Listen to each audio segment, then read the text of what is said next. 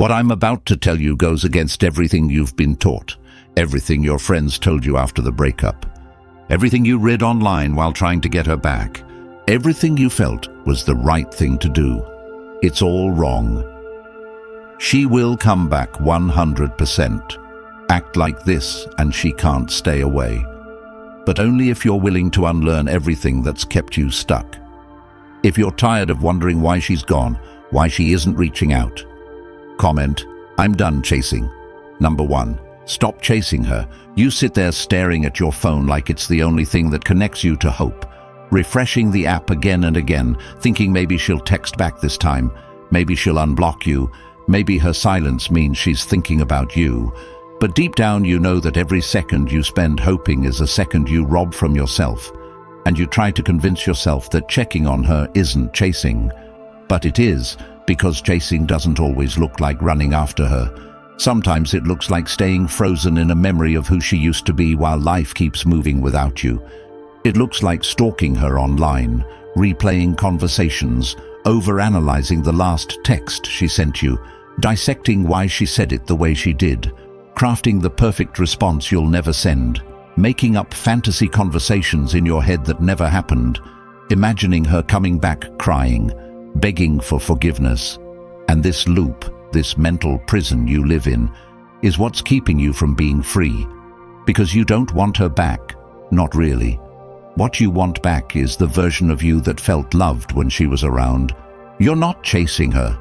You're chasing the feeling she used to give you, and that's the most dangerous kind of chase. The one where you forget who you were before she walked into your life, and every time you feel tempted to reach out, it's not because you love her.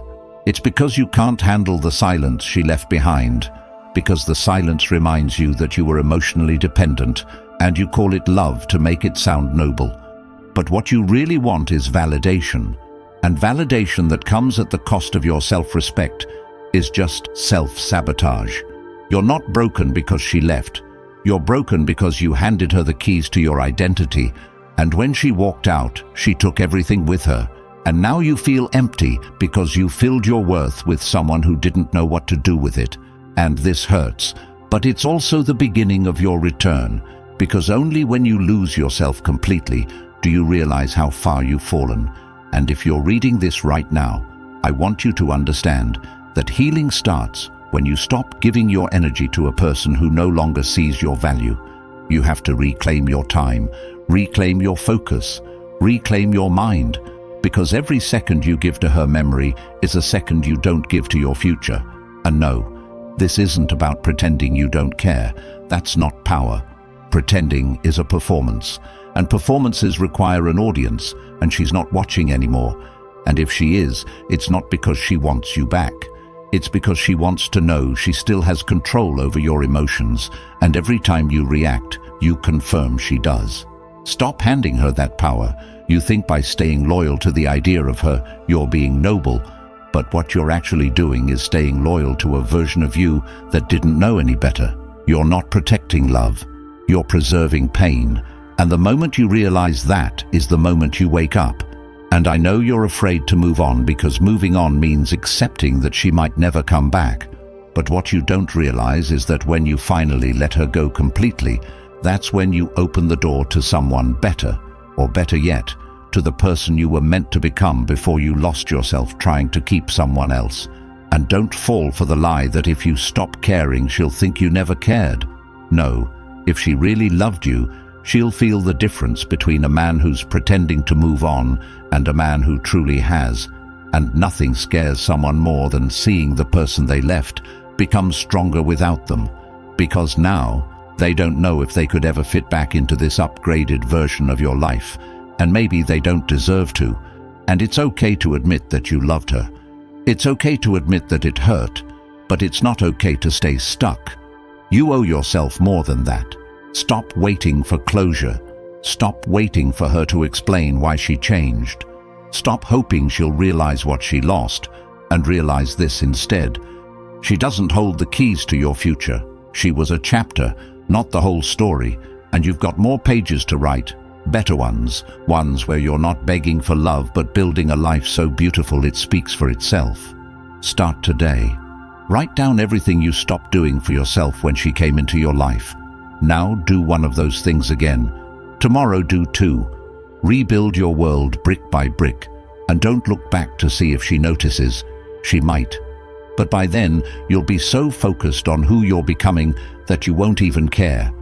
You'll stop chasing her, not because someone told you to, but because the man you're becoming simply has better things to do, and if she comes back, let it be because she had. To rise to your level, not because you fell back down to meet hers, because the version of her that left you cannot walk into the version of you that's rising now.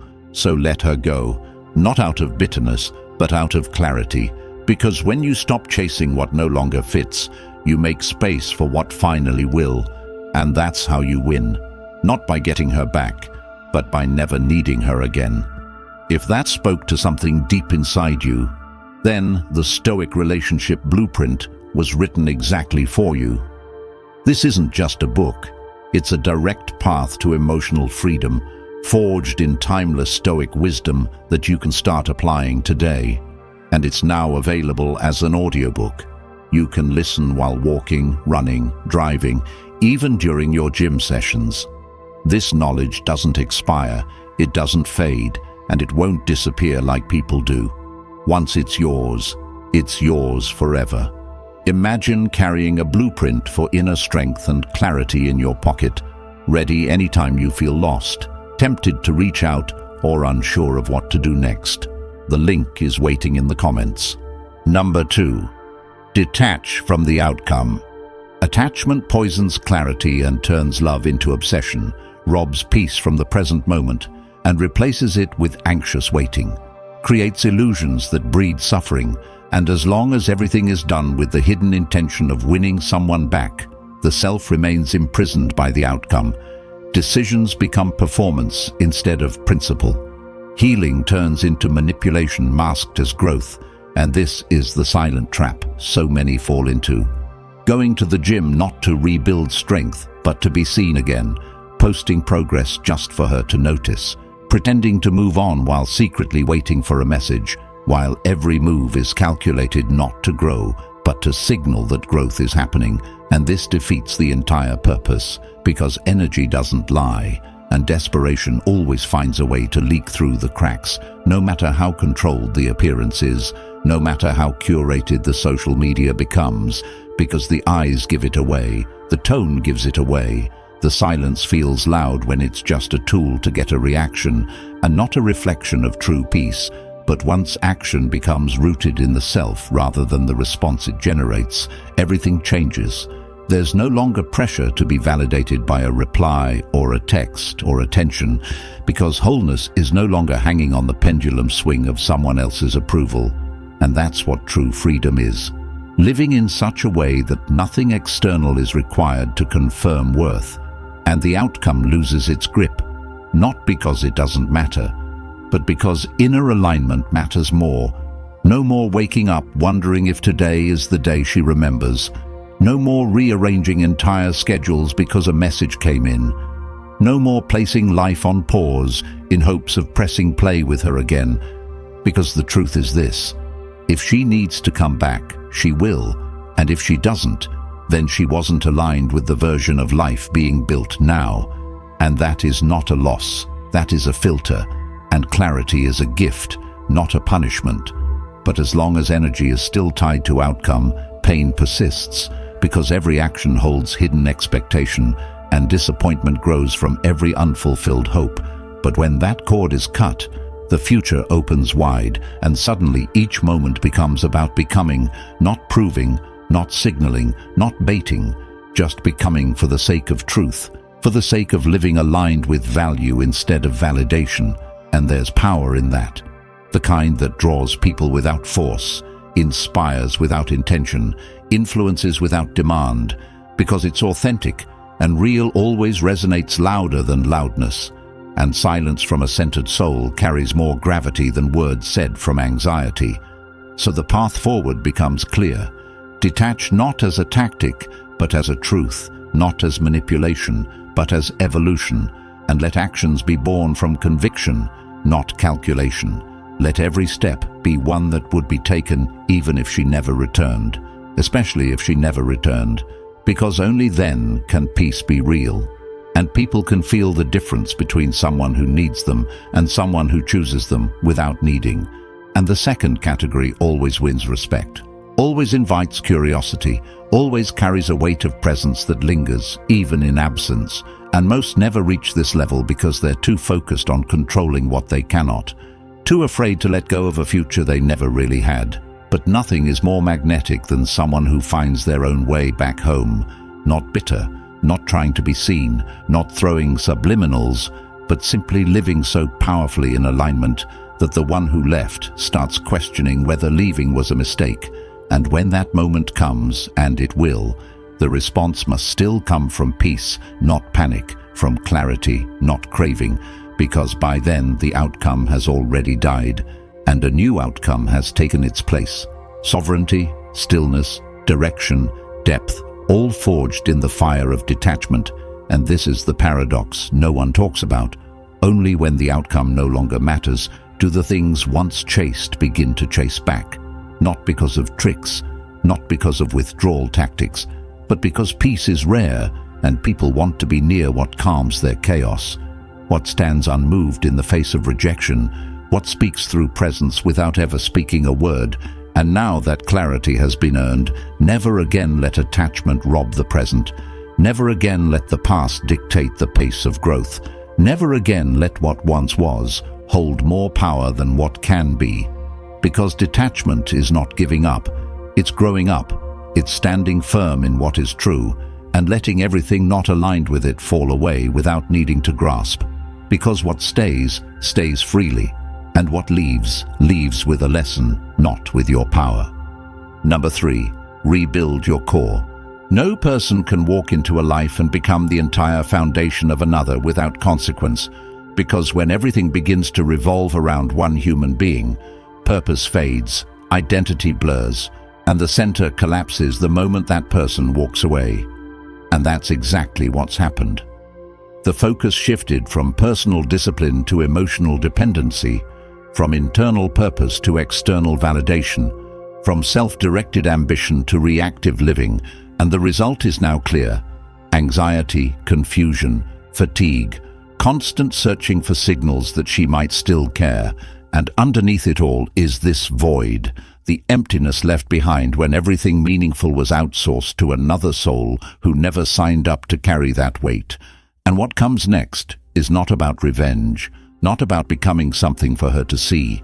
It's about becoming someone who would never again need someone like her to feel whole. Not because connection isn't beautiful, but because real connection can't exist where one person becomes the entire source of meaning. And this isn't just about regaining strength. It's about remembering what used to light the fire before someone came along and distracted from the mission. It's about waking up and realizing the time spent waiting, wondering, obsessing, could have already been used to transform into something completely different, completely independent, someone who doesn't crumble just because attention is withdrawn, because strength is not found in pretending not to care. It's found in showing up daily for the version of life that would feel worth living with or without anyone beside it. So now it begins with one step, not 1,000, not a fantasy, one decision today that realigns the path. And that might mean waking up earlier, not for a grand display of discipline, but to take back the first moment of the day for the self. Not the phone, not the updates, but the self. It might mean walking back into the gym not to sculpt a body for admiration, but to reclaim movement, to regain command over the body that once sat slouched on the couch, replaying old memories like they were going to come alive again. And next it becomes about the vision, not a vague idea of success, but a clear direction. What does life look like when built without her? Not bitterly, not cynically, but fully, entirely, from the roots upward. Who are the people that once brought joy and laughter, not distraction, but truth? Who are the mentors and voices that once stirred something noble inside? And what happened to the hobbies, the passions, the long-forgotten interests that made time disappear?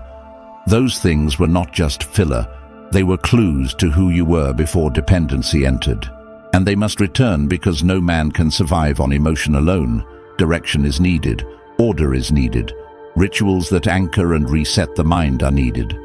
And this isn't about grinding endlessly for some aesthetic lifestyle. It's about creating internal order so that chaos from others no longer becomes the compass, because she left, and the pieces she took were never supposed to be hers to begin with.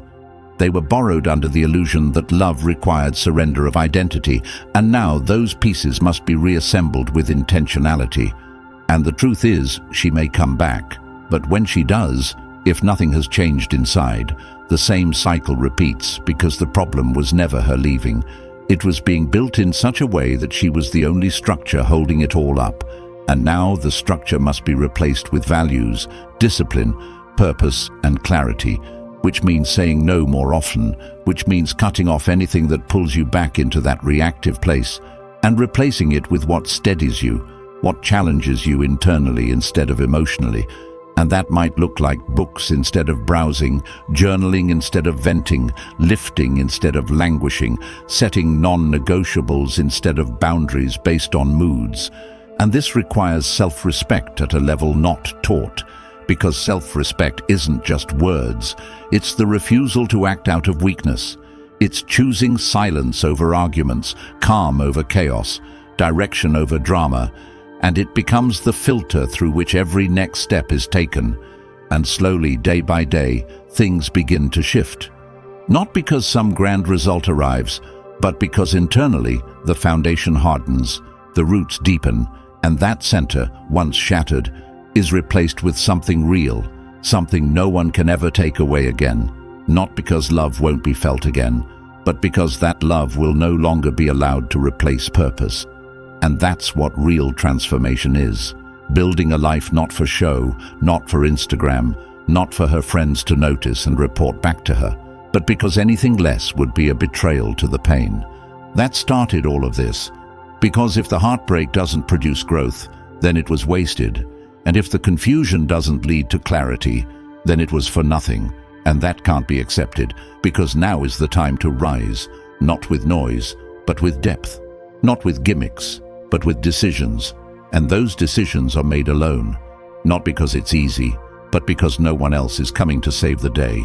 No apology will rewind the pain. No reunion will replace what has to be rebuilt from within. And once that's accepted fully, things begin to accelerate, because there's nothing more powerful than a person who no longer fears the silence, who no longer needs outside noise to feel okay, who no longer waits for someone to come back just to feel seen, because that person becomes undeniable, not just to others, but to themselves. Number 4, become emotionally unreachable. Reaction is the currency of the emotionally controlled, and once patterns become readable, outcomes become predictable, and once predictable, easily manipulated, and it begins subtly. A comment here, a delayed reply there, an intentional silence just long enough to make the mind spin. And those who are led by emotion will always fall for it. Overthinking replaces clarity, attachment overrides boundaries, and before long, control shifts completely. But the transformation begins when reaction is no longer given freely, when energy is no longer a door. Someone else gets to walk through without knocking, because access should be earned, not assumed. And this is where most fail, because they confuse emotional presence with emotional exposure. They confuse vulnerability with volatility. They believe that showing care means having no walls, but real strength does not mean oversharing, over-explaining, or over-proving. Real strength is when the internal compass stays still, regardless of external push, when the mood of another does not hijack decisions, when silence is not feared, but embraced as a testing ground for patience, clarity, and resolve. And to become emotionally unreachable is not to become cold, it's to become unshakable, not because emotions are suppressed, but because they are mastered, expressed only when necessary, held with intention, never leaking in search of validation. And in the space where others expect emotional chaos, calm becomes the unexpected response. And it's in that calm that control is regained, not over others, but over the self. And this is the foundation of presence, of power, of being someone others must adjust to, rather than someone constantly adjusting, because emotional reachability is often used as a weapon by those who sense dependence, who know the right words to say, the right buttons to push, and it only works if the buttons still exist. So the work now is to remove the buttons entirely, not by avoiding situations, but by facing them until their grip weakens, until what once triggered now informs, until what once dictated reactions now only reveals truths. And the truth is that people who need to provoke emotions are rarely at peace with their own. They stir the waters to see who will flinch, and the one who doesn't becomes their puzzle, their unsolvable equation. And that mystery becomes the attraction, because it signals something they cannot find elsewhere: peace that cannot be purchased, a calm that cannot be faked, an indifference that isn't bitter but grounded. And this presence is built in solitude, not through external approval, and it is tested in moments of tension, moments where the old self would have spiraled, responded, chased, explained, and now that version must die, because if emotion remains reactive, then control remains external. And this is the journey inward, to where space is created before speaking, where clarity comes before confrontation, where no one else's behavior dictates your values. And this might mean walking away mid-sentence. It might mean choosing silence over justification. It might mean letting someone believe what they want without defending your truth, because your truth no longer requires external agreement to be valid. And this is where detachment deepens, not in distance but in discipline, in the refusal to break character just because someone else is throwing a tantrum. And when this becomes natural, emotional reachability disappears, because now there is a filter, and through that filter, nothing manipulative survives. No bait is taken, no passive aggression is rewarded, no guilt is entertained, and the result is internal peace, not from isolation but from order. And that order is the standard now, the new baseline, and everything that tries to pull you from it must now rise to meet it, or be left behind, not out of ego, but out of self-respect. And anyone who finds offense in that has revealed their intention, to control, not to connect, because real connection respects boundaries, honors space, doesn't demand a reaction to prove affection. And once this standard is set, everything changes, because now others feel the weight of your presence even more in your restraint than in your responses. And the lesson becomes clear. You don't need to speak to be felt. You don't need to react to be powerful. And you don't need to prove to be valuable. And this changes the game, because now others must earn clarity, must respect effort, must come correct or not come at all. And that's the point, because only when you become emotionally unreachable do the emotionally manipulative become irrelevant. And the moment that shift happens, everything else begins to align, not by accident, but by design. Number 5, let her come to you.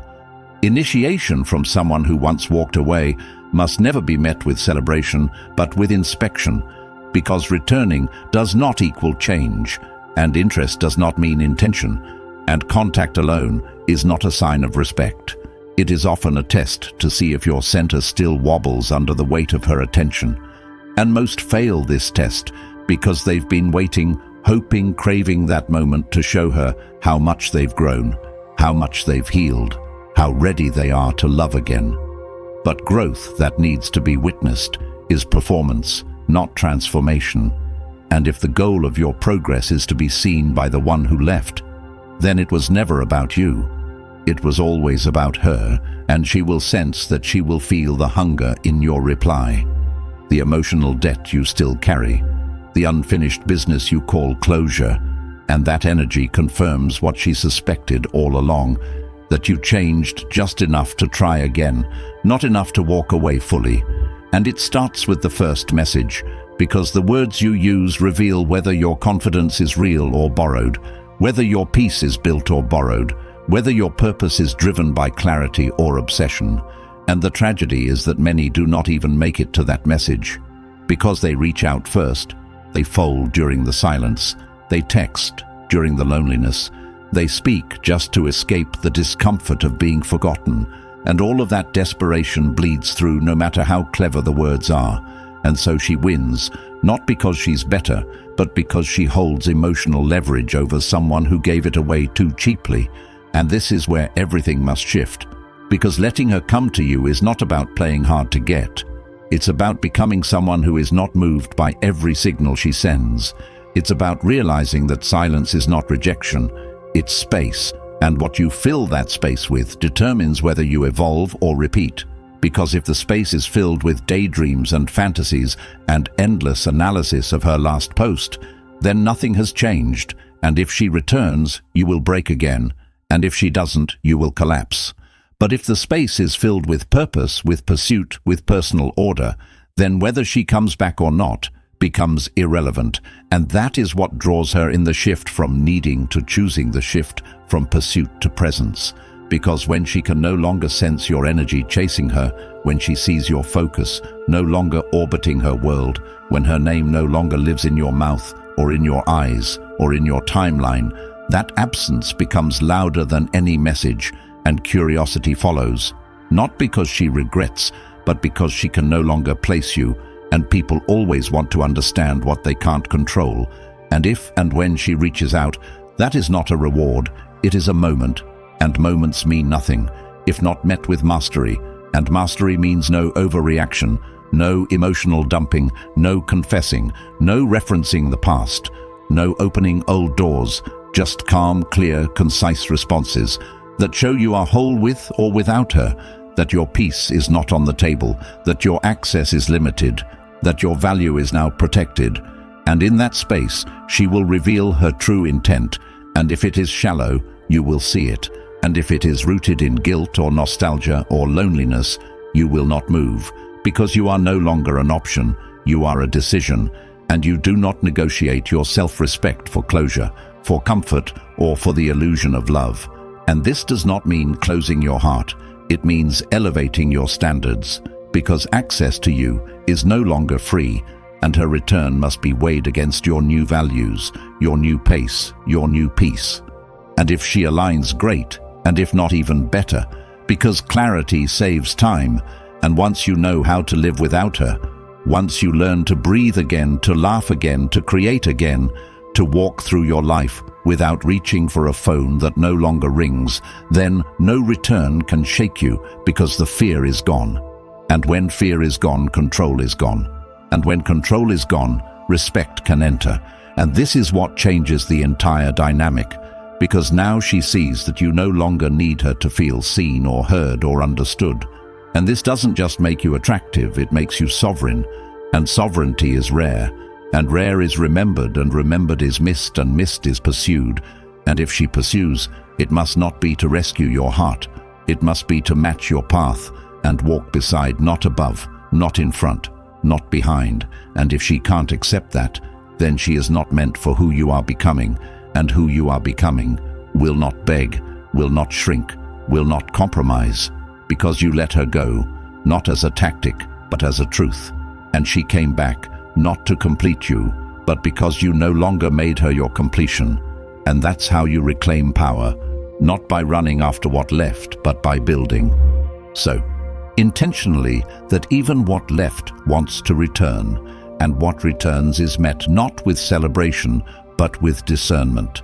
They told you to move on, to stay quiet, to wait for closure, but what they never told you is that closure is a trap, and waiting is how you waste your prime. Society feeds you silence when what you need is clarity, and that's exactly why the Stoic relationship blueprint exists. For the man who's tired of chasing, tired of begging, tired of feeling lost every time someone leaves. This isn't just a book. It's the exact framework built on timeless Stoic principles that rips the blindfold off and gives you back your power immediately. And now, you don't even have to sit down to read it. It's available as an audiobook, so you can absorb this truth while walking, running, lifting. It's linked in the comments, and once you have it, it's yours for life.